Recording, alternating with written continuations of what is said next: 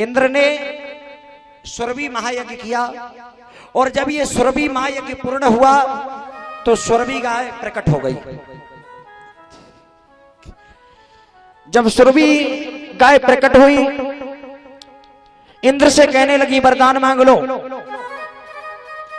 इंद्र ने कहा मां हम इस समय वरदान नहीं मांगेंगे, लेकिन जब हमें तुम्हारी कभी आवश्यकता होगी तो आप अपने सारे परिकर के साथ हमारे यहां पधारेगी और हमारी रक्षा करेगी। सुरभि गाय कहने लगी ठीक है, जब आप बुलाओगे तभी मैं आ जाऊंगी।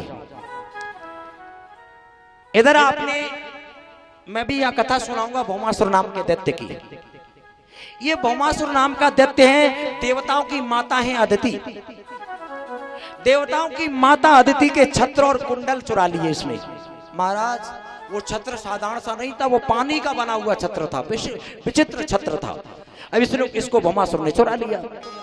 देवताओं ने खूब युद्ध किया, देवता भौमासुर को परास्त नहीं कर पाए। अब देवताओं ने ये बात समाचार भगवान कृष्ण से कहा, कन्हैया को बताया हमारी माता अदिति के छत्र और कुंडल को भौमासुर नाम के दैत्य ने चुरा लिया है। जब ये समाचार देवताओं ने भगवान कृष्ण को दिया तो भगवान की दूसरी पत्नी है जिनका नाम है सत्यभामा, आगे कथा में आप श्रवण करेंगे। भगवान सत्यभामा को लेकर के भौमासुर दैत्य के पास गए, भौमासुर दैत्य से युद्ध किया। युद्ध करने के बाद भगवान कन्हैया ने छत्र और कुंडलों को प्राप्त किया। वो इतने अच्छे थे कि वो सत्यभामा को प्रिय लगे। सत्यभामा बोली प्रभु ये छत्र और कुंडल बहुत अच्छे हैं, ये हमें ही दे दो।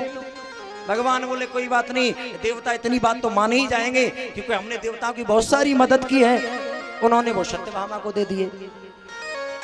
अब जाकर के देवताओं से कहा देवताओं हमने छत्र और कुंडलों को तो छीन लिया, बचा लिया। देवता बोले लाओ हमारे कहाँ है छत्र और कुंडल। बोले ये हमारी पत्नी है सत्यभामा, इनको ज्यादा प्रिय लगे, हमने सोचा ये सत्यभामा को दे दिया जाए, हमने सत्यभामा को दे दिया। देवता बोले ये अपमान हम कभी सहन नहीं कर सकते, चाहे हमसे युद्ध हो जाए, हमें छत्र और कुंडल चाहिए, वो हमारी माता के हमारा स्वाभिमान है। भगवान बोले तुमसे भौमासुर तो मारा नहीं गया और तुम छत्र और कुंडल हमसे युद्ध करने की बात करते हो। देवता बोले हम निश्चित ही तुमसे युद्ध करेंगे। युद्ध करोगे?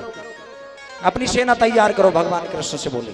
कृष्ण बोले मुझे कोई सेना तैयार नहीं करनी, मेरे 4 आयुध शंख चक्र गदा और पद्म और मेरा ये गरुड़ के इतना ही काफी हूं। आप जाओ देवताओं अपनी सेना इकट्ठी करो, दोनों में युद्ध होगा।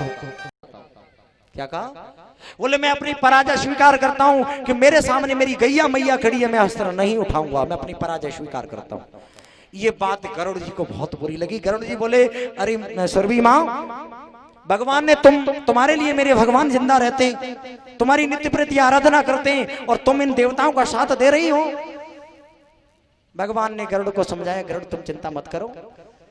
भगवान ने अपनी पराजय स्वीकार की, छत्र और कुंडल देवताओं को दे दिए और भगवान जब गरुड़ पर बैठ करके उड़े, गरुड़ का कोई भाव ऐसा नहीं था जो सुरभि को चोट पहुंचाए, लेकिन जब ये उड़े, जैसे ही गरुड़ जी ने अपने पंख फैलाए, लंबे वेग से उड़े तो सुरभि को हवा लगी और सुरभि धड़ाम से जमीन पर गिर गई। सुरभि के मुंह से खून निकल गया और सुरभि मां के मुंह से जो रक्त निकला वही रक्त जमीन में गया और उसी रक्त से ये तंबाकू का प्रादुर्भाव हुआ। ये जड़ी बूटी सुरभि मां का रक्त है। बताओ